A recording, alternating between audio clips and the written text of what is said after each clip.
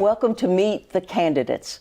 The Frankfort Plant Board has allowed us to come in here to the studios, bring the candidates in so we can have an opportunity to sit down and talk to them about some of the issues, get a chance to know them a little bit better. And today we're going to be speaking to a candidate for the City Commission. He's asking to return to his seat, Robert Roach, and we're going to find out a little bit more about him and how he sees some of these issues. So stick with us for a little while, and we'll talk about some of the upcoming events in just a few moments. Thank you for finding some time in your schedule. For the most part, the community is familiar with you, but we have quite a number of people coming into the community that haven't had a chance to really sit down and talk with you about some of this. So if you'd tell our viewers who you are, what your function is in the community, and why in the world you're willing to tackle this tremendous responsibility yet again. Well, Robert Roach, I grew up in Frankfort, and my family's from here. I went to school here, raised my children here. I was a teacher at Western Hills and Franklin County High School, and then I was the headmaster at the Frankfort Christian Academy, and I'm involved in rental property now, and my children are getting older. 2 of them are married, and 4 of them are in some form of undergraduate or graduate school. I guess I've been on the City Commission 3 terms. I hadn't planned on running for re-election. I think some of the big issues that have happened, such as the hiring a new city manager, some of the issues having to do with the Frankfort Plant Board, the pension crisis, those type of things made me think that perhaps I would run one more time for the commission, and so I have. And so there's some unfinished things I'd like to see through and to try to help the community, and so that's why I'm running again. Well, and we were welcoming an opportunity to sit down and talk to you about your stance on some of these issues. And we're blessed in this community because we do have at least an opportunity to watch the broadcast of the City Commission meetings, but not everybody's in a position to see them. So we have a lot of issues that are coming up that should be of vital interest to the community. So what is your stance on positions that are appointed by the mayor? Do they need to have the same or more oversight by the City Commission? Well, I think what typically occurs when a mayor makes an appointment to a commission or a board, if it's one in which the City Commission has a vote, yay or nay, I think typically, historically, commissions have given a large level of deference to that and have largely voted yes. I've been somewhat contrary to that, which is I've voted no on occasion and have sought, I guess when it comes to that process, the way it happened was when I became a commissioner, I noticed we had a lot of vacancies on boards and commissions. So I said, well, we need to fill them. And so I kept kind of beating that drum. And then we were supposed to get a resume a week prior to the meeting when they would be confirmed or not, he or she. And so I made sure we were getting that. I brought that up. And then there were a couple of key openings, such as KCDC, which they were seeking a new director. And we had a vacancy almost the whole time they were trying to interview, and I pointed out we needed to go ahead and do that. So I've been pretty involved in that and believe the commission needs to play a larger role. That doesn't mean they need to just say no or say yes. It means they need to look over who is being appointed and vote yes or no based on that, and not just customarily vote yes. The other thing I think is, and I think we have done that too, is we need to give suggestions to the mayor. Doesn't mean that he takes our suggestions, but we give suggestions. And many good things have happened lately as a result of some of the controversy, which is we have made sure we're doing boards and commissions properly. We've had a few things we've done wrong. And so we fixed it. City attorneys helped us fix those problems. They weren't big things, but we fixed them. I think we're much quicker now to fill vacancies. I also think that we have affidavits in place to make sure people are qualified for what they're being appointed for. And we are now seeking to have training for board members that might not be getting it in their current board on open meetings, open records, and those type of things. So even though it's been a little messy on this topic of boards and commissions, the city is going to be, and the community is going to be better off in the long run because we're going to do it better. We're going to have a better process in place, and I think the commission now is taking a closer look at appointments. And speaking of appointments, what is your stance on ensuring that we have a broad array? Meaning, do you think there should be a way to have a county representative on the Frankfort Plant Board? Well, I think the answer is yes, but I qualify that. When I got on the commission, I brought that up and asked to have a county, said that we need to look at the county, and I checked with the legal counsel at that time, and they believed that you could. And the reason why I said that is because I was more worried about talent pool. In other words, that is a very, very important position. In some ways, it's more important than a member of the city commission. The budget is larger. It has a larger financial impact in some ways on the community. So I just think that's a really critical position. So I thought we need to broaden the pool, and the fact that the service area extends way out into the county and into some other counties, I think could give that argument. And the way the statute is written, it's somewhat ambiguous on what a citizen is. So, and there's some other things. So therefore, I supported that. What I do not support, and the commission hasn't done yet, is maybe give a few parameters, whether they be formal or informal, as to how we're going to do it. Are we going to have one county representative? Or are we going to have two? Are we going to do this? Or are we going to do that? So I think there needs to be. There never was really a meeting of the minds among the commission on what to do about a county representative. One was appointed and is now serving on the Frankfort Plant Board, but we should have on the front end discussed it, come up with how we wanted to go about it. We had discussed it, but we didn't come up with how we were going to go about it before that appointment was made. But it's been made. He's a good man. I'm confident in that appointment, but I still think we need to have a discussion as a commission on how we want to proceed forward on county representation. A lot of talk has focused lately on that $8 million Tiger grant. Everyone's very excited about it for the 2nd Street corridor. Go into a little bit of what's going to happen with that, and do you think that should be expanded any, and if so, how in the world would we fund it? Well, first off, we're blessed by that. We had a great team that went up to Washington, led by the city manager. I was fortunate enough to go, and we had other people go. Judge Wells went, Houston Barber went, Terry Bradshaw went, and I probably left somebody out. But we had a great team. I commend our congressional representation, McConnell, Paul, Barr. They went to bat for us. They helped us, and so we got that. And I think it is going to help 2nd Street. It's going to help Capitol Avenue. It's going to help those businesses that are kind of at the first Capitol Avenue in Maine. And so I think we'll see much more economic growth, and things look a lot nicer. Now, as far as more, I think there's an opportunity to do a lot more. What Frankfort has not done is, as effectively as they could in a long time, is to take advantage of state and federal partnerships and funds, just to be blunt, funds that can be utilized to help transform your community. Now, we've done some. We submitted a Tiger grant several years ago, and it did well. So what we did is we dusted that off. We used some of the same team that put that together and put some new things in there and made it a lot better. And then we worked with our representatives in Washington and others and really made a big push to get it, and we got it.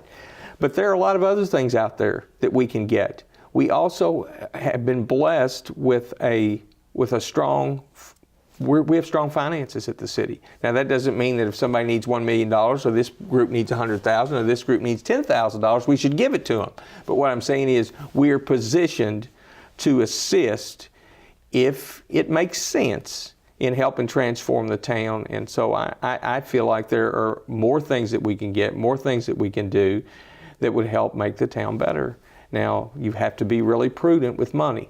And That's what I campaigned on the first time I've ran, and I've campaigned on it each time, and I've supported a number of things that have saved us money at the city. But if you can use those savings to return some to the taxpayer, which we've done, and use some of those savings to help fund transformational projects and to have the best possible city services, then that's what you do. What do you see as being the effect on the city budget from this pension crisis that we're trying to deal with? Well, what we did, first off, it's big. It's fortunately for residents of Frankfort, it's not as bad as some other places. Some places it'll be totally devastating. But first off, it'll depend on how they do it. If it's all at once, it's $2.3 million per year for the city, which means that there will be no extras and we'll have to make some cuts. So I think that's a fact. Now, but it's not as bad as people think, because I suspect it's going to be phased in, and I think it'll be a 10-year phase in.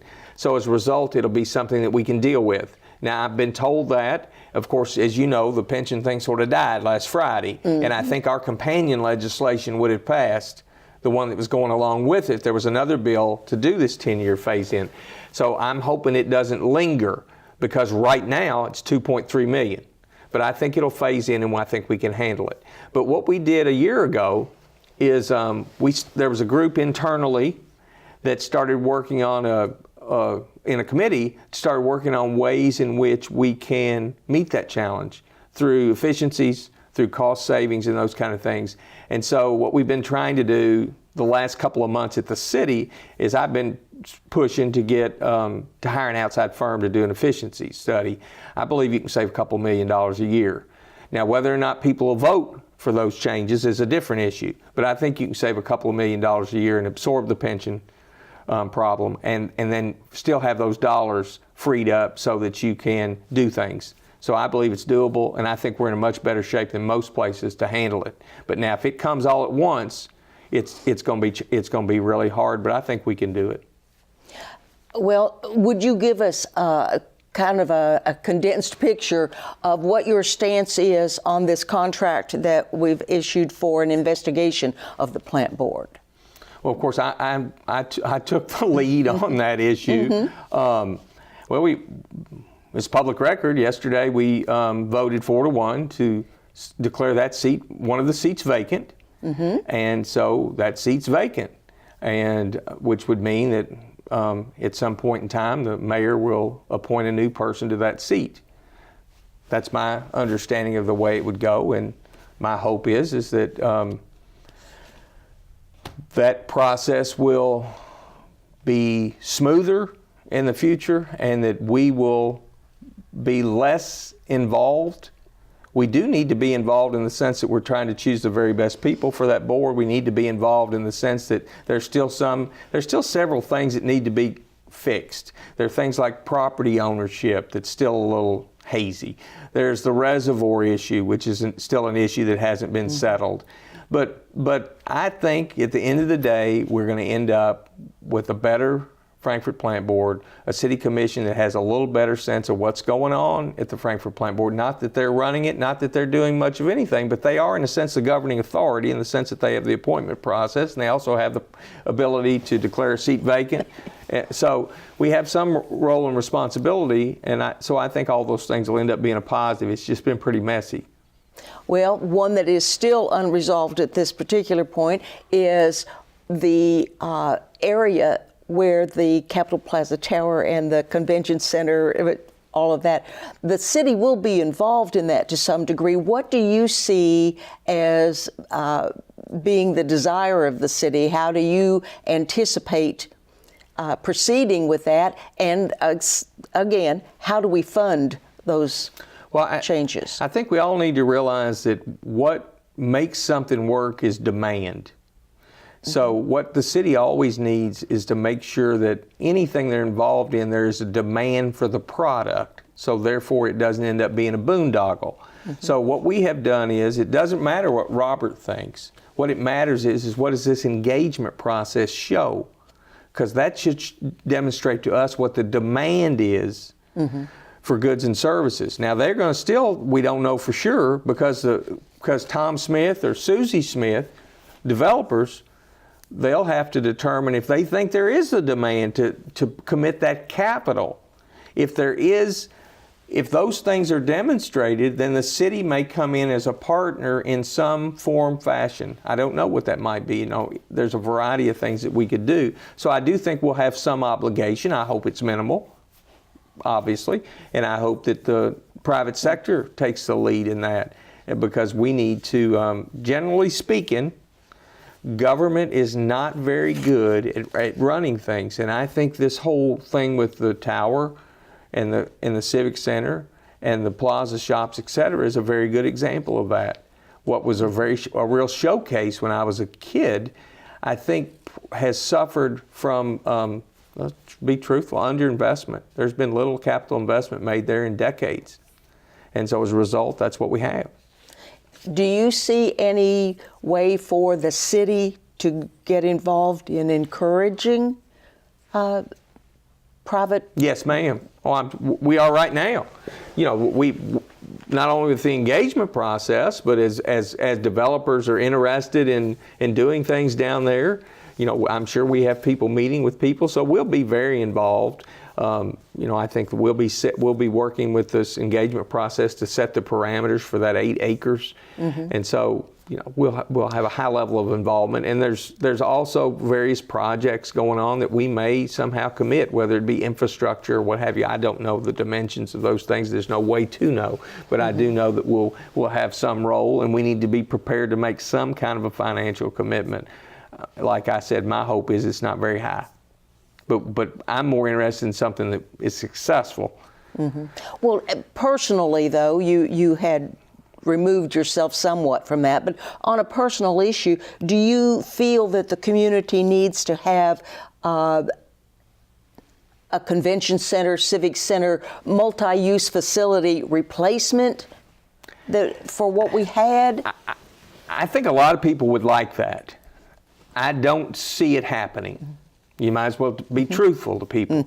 I don't see, you'll basically find the only places that have them are large population centers, or places where the state or the federal government has funded it. Ours was funded by the state government. We've had a very small role in it, and I think the county had a very small role in it. And I think, with truth be told, almost the whole plaza thing was probably funded with HUD dollars and federal dollars, if you look back at the whole funding. But and I think the state was probably convention center. So I don't think it's likely, given the scope and the cost of a convention center, that you're going to find that the city is going to fund one. But what I think you may find is that somehow we may be involved in something that's similar to that, but not the same.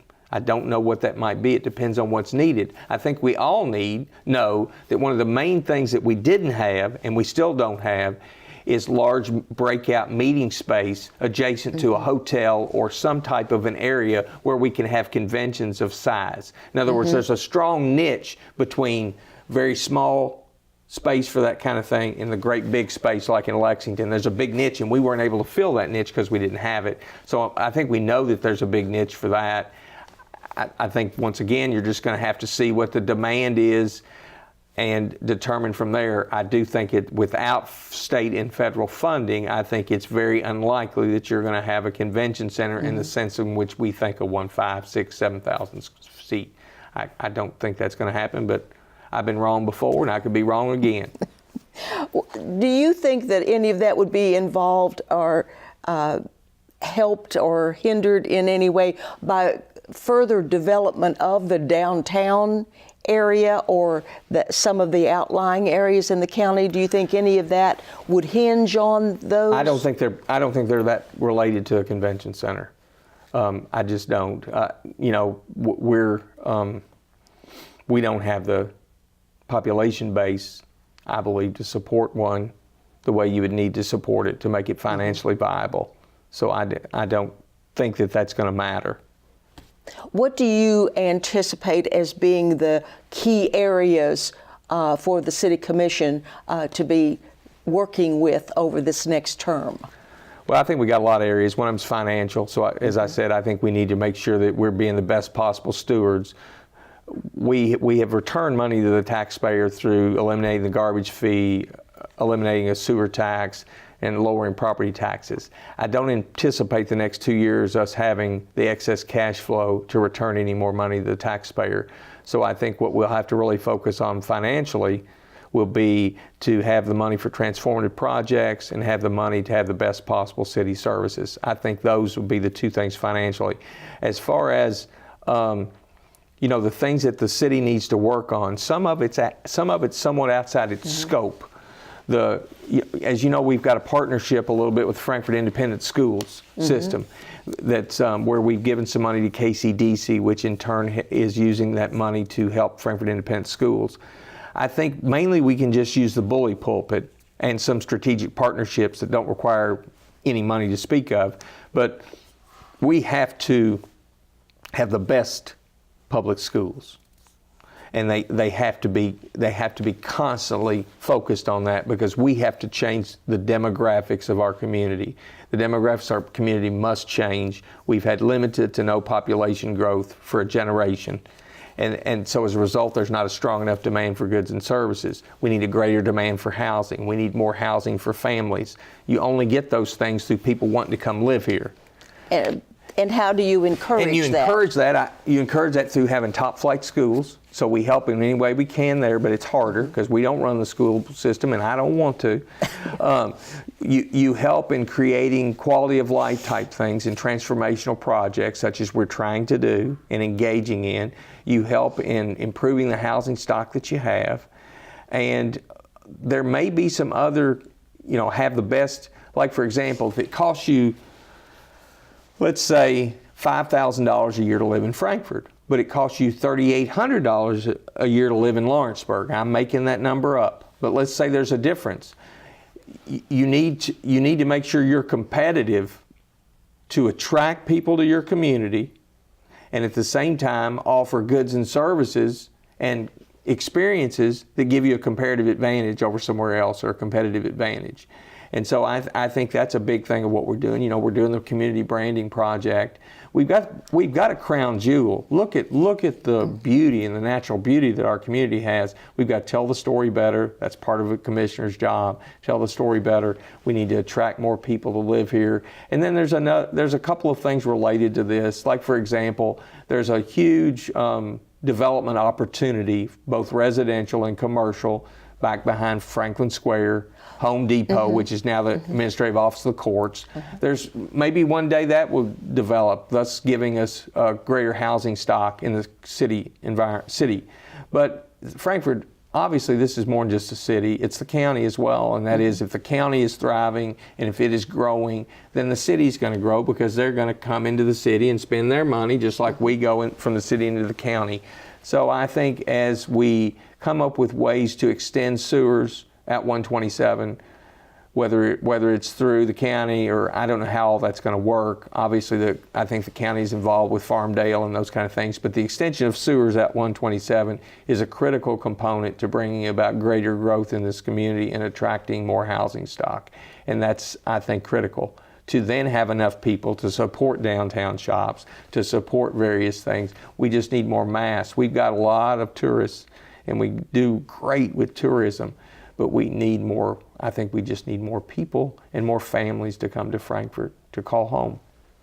Now, you were talking about, and I have heard a lot of talk too about the sewer extension down the 127 thing, and usually it comes down to, but can we afford it? How do you go about funding such a thing, and what is It's not really a city funding right now. The county is working on that, and there were packaged treatment plants in that part of the town. Community, because it's the county, and those packaged treatment plants, some of them have failed and been taken over. And so the county is working with those entities, and Farmdale is one of the ones that I think does well. I mean, I'm speaking a little bit outside my knowledge base, but they are seeking, I think, to look at ways to create perhaps a wastewater treatment plant out there. But that would not involve city funding? It wouldn't if they did their own. But there's a variety of ways to do that. It may be that the city extends their sewers. It may be they don't. I don't know how that's going to shake out. What my point though is that is a vital corridor that would bring in additional people to this community, and I believe we need an invigoration of families and population. should be an interesting future for us in our immediate Yes, future. ma'am. And we'll take a great deal of concentration and weight of responsibility. So I would appreciate it if you would look into this camera, tell the viewers why you are the best candidate and why they should go into the polls and vote for you. Well, I hope I don't know if I'm the best, but I hope I'm a good candidate. And the reason why I think that is because I think I've got a lot of experience in dealing with money. I think I'm willing to do things outside the box. I've been a person that's been an advocate of a variety of things I think that'll move the city forward. I can get things done. I work really well with staff and with people, regardless of whether we agree or not. We generally can figure out ways to strengthen the community. So I hope that I can get people's support. And thank you. And we appreciate Robert Roach coming in here to talk to us about his candidacy for the City Commission, and we urge all of our viewers to stay alert to the news about the upcoming candidate forum. It'll be April 26th down at the hotel, and be sure and join us for live coverage of the election returns on May the 22nd, and be sure you come back here for more Meet the Candidates.